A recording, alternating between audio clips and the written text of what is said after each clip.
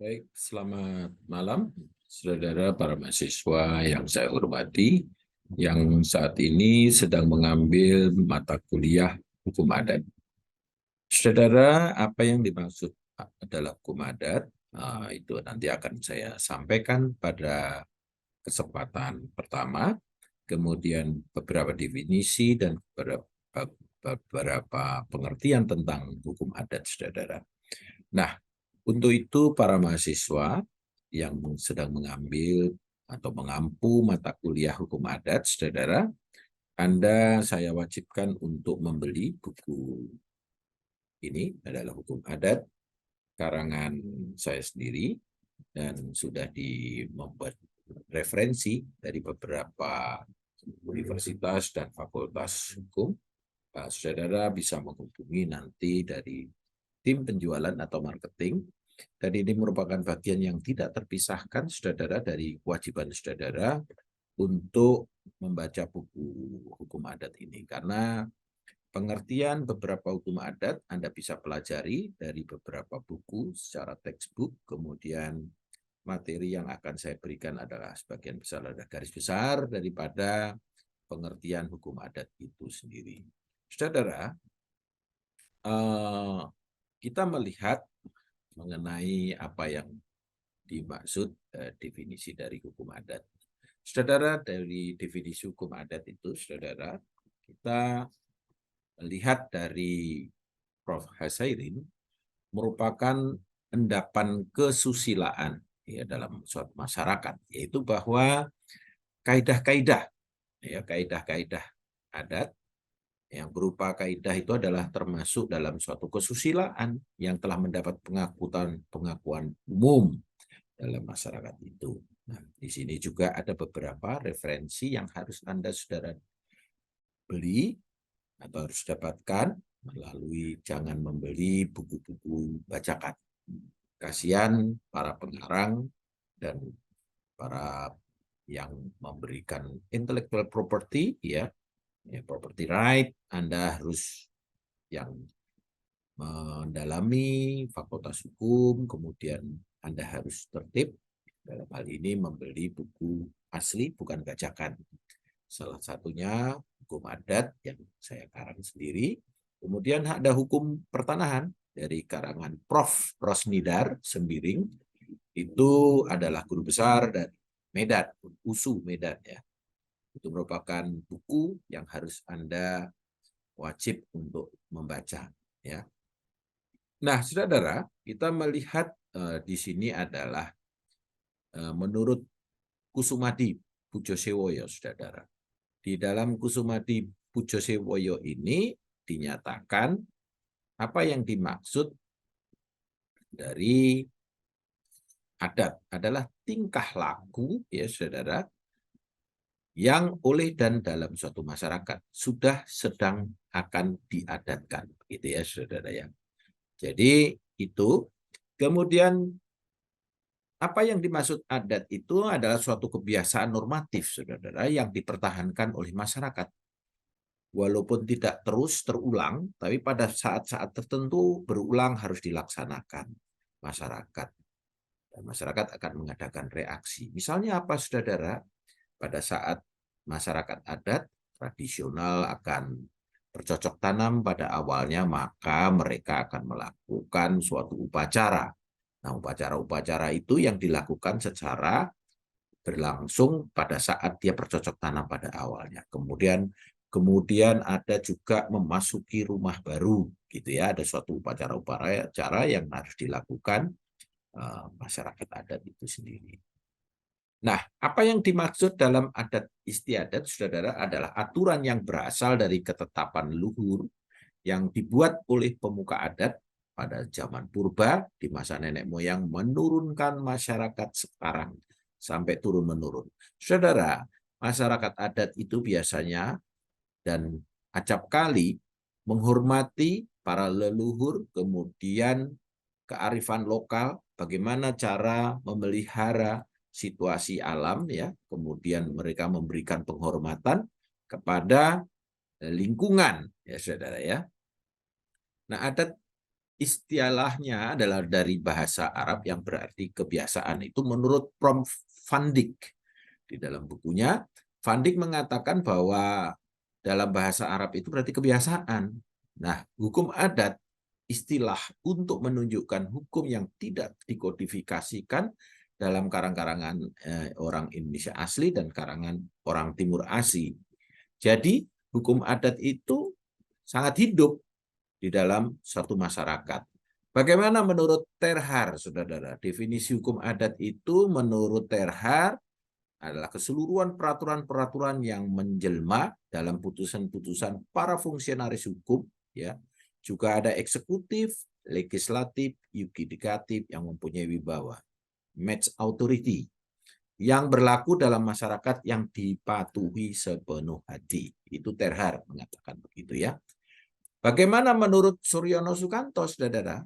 Suryono Sukanto mengatakan keseluruhan adat yang tidak tertulis dan hidup di dalam masyarakat berupa kesusilaan, yaitu salah satunya adalah kebiasaan dan kelasiman yang mempunyai akibat hukum. Saudara-saudara, bagaimana halnya oleh Busar Muhammad, saudara-saudara? Nah, menurut Busar Muhammad, itu juga salah satu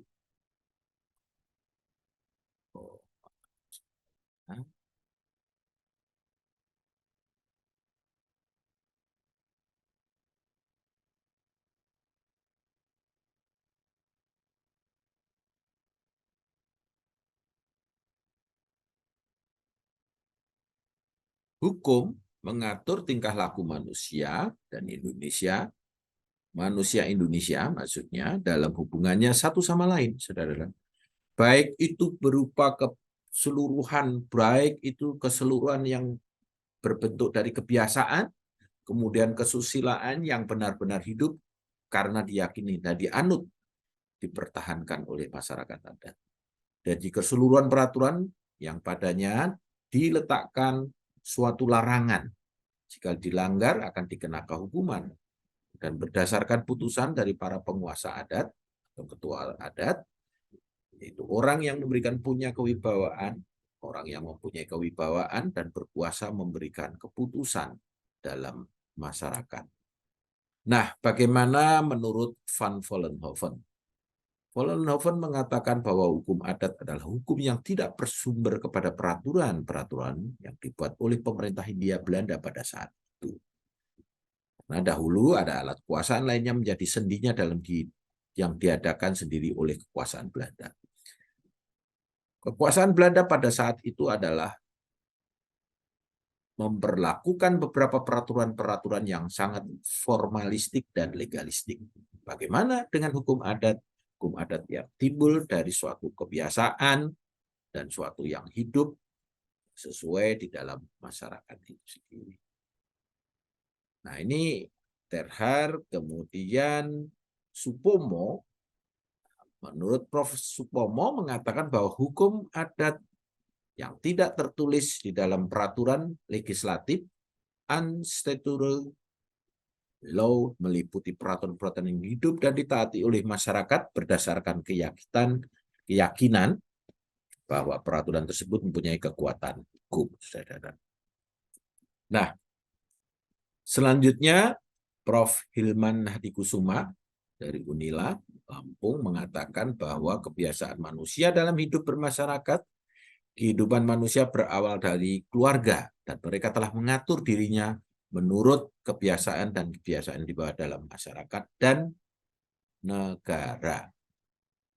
Ada beberapa pendapat lagi menurut Suroyo Wignotipuro bahwa suatu kompleks norma-normal yang bersumber pada perasaan keadilan rakyat yang selalu berkembang, saudara, serta meliputi peraturan-peraturan, ya, tingkah laku manusia dalam kehidupan sehari-hari sebagian besar tidak tertulis, senantiasa ditaati dan dihormati oleh rakyat karena mempunyai akibat hukum atau juga mempunyai sanksi.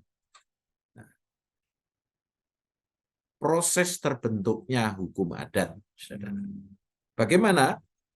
Menurut Terhar, yaitu hukum adat lahir dipelihara oleh putusan warga masyarakat hukum, terutama keputusan kepala rakyat yang membantu pelaksanaan perbuatan hukum itu, atau dalam hal bertentangan kepentingan dan keputusan para hakim mengadili sengketa sepanjang tidak bertentangan dengan keyakinan hukum rakyat.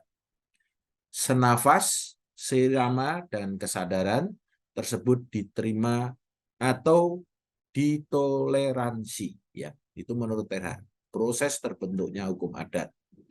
Nah, bagaimana menurut Suryono Sukanto, saudara-saudara, terbentuknya hukum adat itu ada dua aspek. Aspek sosiologi, karena ada suatu interaksi dalam suatu masyarakat, kemudian ada pengalaman, ada nilai dan pola berpikir serta sikap, perilaku, dan kebiasaan. Terbentuk yang kedua adalah dua aspek, yaitu aspek yuridis, saudara. Aspek yuridis itu karena ada suatu interaksi, pengalaman, kemudian pola berpikir dan nilai, serta sikap, kemudian perilaku dan kebiasaan-kebiasaan dalam masyarakat. Unsur kenyataan, unsur kepatuhan dalam hukum adat. Mengapa hukum adat itu dipatuhi, saudara? Dipatuhi karena ada suatu unsur kenyataan bahwa hukum adat itu dalam keadaan yang sama selalu dipatuhi oleh masyarakat. Kemudian ada satu unsur lagi, yaitu unsur psikologis, saudara. Unsur psikologis adalah keyakinan pada rakyat bahwa ada dimaksud mempunyai kekuatan hukum. Ya. Nah, nilai-nilai yang berikutnya adalah nilai-nilai universal dalam hukum adat, saudara. Apa yang menjadi nilai-nilai dalam hukum adat dan sifat hukum adat? Adalah salah satu yang kita ketahui adalah gotong royong, ya saudara. Gotong royong adalah satu masyarakat yang adat yang selalu dijunjung dalam kegotong royongannya, selalu bersama-sama. Kemudian ada fungsi sosial manusia dan milik dalam masyarakat. Kemudian asas persetujuan sebagai dasar kekuasaan umum. Kemudian asas perwakilan dalam permusyawaratan. Itulah unsur-unsur dalam filsafat hukum, unsur-unsur universal, ya, yang mempunyai sifat umum dalam hukum adat. Jadi hukum adat mempunyai nilai-nilai atau sifat, yaitu gotong royong, fungsi sosial, kemudian persetujuan dalam kekuasaan umum, kemudian perwakilan dalam permusyawaratan.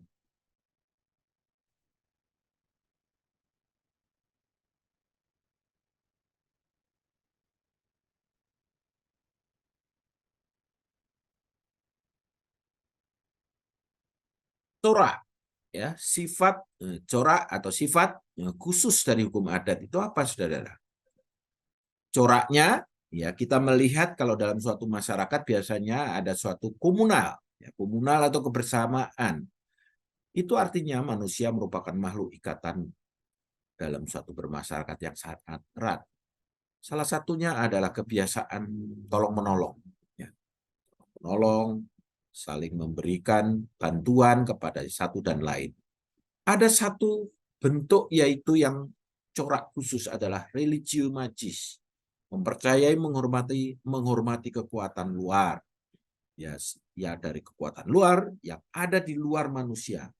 Beberapa bentuk yang tadi telah dia sebutkan di depan adalah misalnya pada saat dia akan bercocok tanam pada awal, dia akan memberikan upacara-upacara khusus dan hanya bisa didatangi atau bisa dilihat oleh hanya masyarakat adat. Misalnya di Baduy pada saat dia cocok tanam pertama pada musim tahun pertama itu biasanya Baduy itu tertutup bagi orang luar karena dia akan mengadakan upacara. Upacara apa? Tanam padi pada awalnya. Believe it or not, saudara, pada saat saya melakukan penelitian itu, pada cuaca yang sangat panas seperti saat ini, tiba-tiba mereka mengadakan upacara secara religio magis. Pada hari itu betul-betul ada hujan. Dan pada saat itu mereka menanamkan benih untuk bercocok tanam. Dalam hal ini padi. Saudara, padi yang ditanam oleh masyarakat Baduy tidak seperti sawah yang Anda lihat bagaimana berkebun dalam suatu bercocok tanam atau bersawah dalam kondisi perkebunan tanah yang datar, kemudian bagus, pengairannya bukan. Mereka biasa bercocok tanam dengan tanah padi yang dilakukan di tanah kering dengan kondisi tanahnya yang kemiringannya hampir ya 45 derajat, 50 derajat ya Saudara ya. Itu kira-kira kondisinya dan dia bisa melakukan cocok tanam seperti itu. Ada satu lagi corak yang khusus dalam hukum adat itu adalah konkret. Pemikiran penataan serba nyata, satunya perkataan dengan perbuatan. Jadi apa yang dia lakukan sama, apa perkataan dan perbuatan itu sama yang dilakukan, konkret. Kemudian ada visual. Visual berhubungan dengan hukum hanya terjadi dengan adanya ikatan dilihat tanda-tanda yang terlihat. Saudara, apa yang kegunaannya sih sebetulnya saudara itu mempelajari hukum adat? Menumbuhkan rasa persatuan dan kesatuan bangsa, ya, multicultural, ya, bahwa ternyata di Indonesia ini banyak suku-suku adat yang berbagai kebiasaan masing-masing, bahasa masing-masing, kebiasaan masing-masing, tradisi masing-masing, tapi tetap menjadikan satu kesatuan bangsa di Republik Indonesia ini. Ada satu kesadaran bahwa harga diri semakin bertambah. Kesadaran terhadap kepribadian bangsa yang semakin tebal kemudian memberikan dasar corak tersendiri terhadap hukum nasional. Itu kira-kira saudara yang saya berikan pada pertemuan yang pertama ini. Dan jangan lupa saudara-saudara kiranya belajar membaca buku literatur yang sudah kami bagikan. Jadi saudara-saudara bisa melakukan beberapa hal agar kiranya bisa membaca literatur dan mengulangi sebelum pada pertemuan yang kedua atau ketiga akan saya berikan tugas dari buku tersebut. Terima kasih atas perhatiannya dan selamat malam dini hari pada saudara, para mahasiswa, para yang berkeinginan untuk mempelajari hukum adat ini. Terima kasih, sampai berjumpa pada pertemuan yang berikutnya. Salam Nusantara untuk kita semua.